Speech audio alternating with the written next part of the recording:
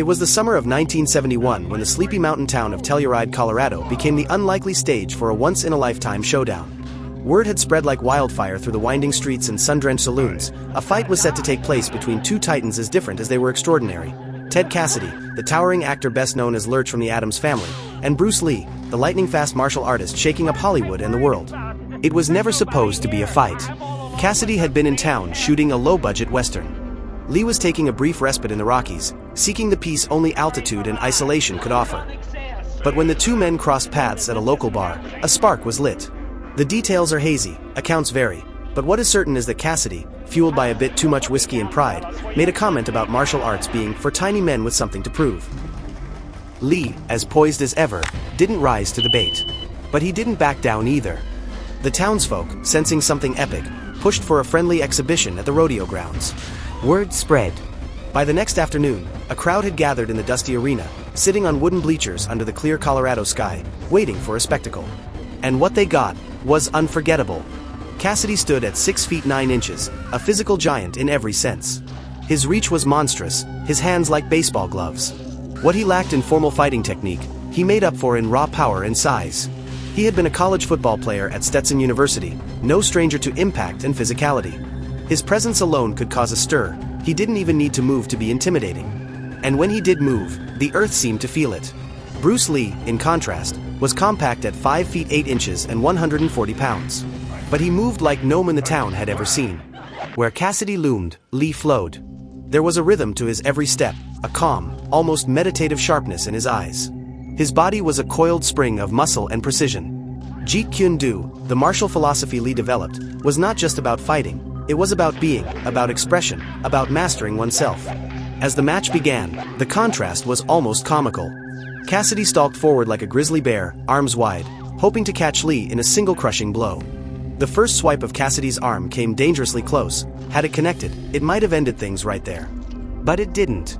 Lee ducked, pivoted, and struck 1, 2, 3 times in the blink of an eye. Not hard hits, not yet, but sharp, probing jabs to the ribs and thigh.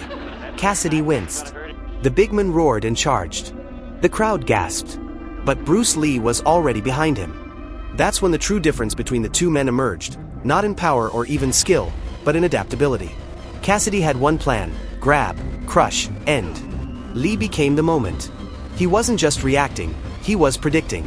Reading the breath, the tension in Cassidy's shoulders, the shift in weight before a punch. As the minutes ticked on, Cassidy's attack slowed. His frustration grew. He began swinging more wildly, leaving himself open. Lee, with surgical timing, began landing sharper strikes, precise kicks to the shin, the side, the ribs. Cassidy grunted, stumbled, tried to reset. But the damage was compounding. A lesser man might have fallen already, but Cassidy's toughness was real. He took it all. But he couldn't catch him. Then came the moment. Cassidy lunged, putting all his weight into a final charge, arms wide. Lee waited, not for a second too long, but just enough to draw Cassidy fully in. Then, like water slipping through fingers, he stepped inside and delivered a single, thunderclap quick punch to the solar plexus. Cassidy dropped to one knee, winded. Another kick to the temple brought him down fully, not unconscious, but done. The crowd went silent. Then, applause. Not the raucous cheering of a football game, but the kind of reverent clapping that follows a symphony. They had witnessed more than a fight. They'd seen a dance, a lesson, a story told in sweat and motion. Why did Bruce Lee win? Not because of size, obviously. Not even because of technique alone. Lee won because of discipline, timing, and a deeper understanding of the fight itself. He didn't fight Cassidy's battle, he made Cassidy play his game.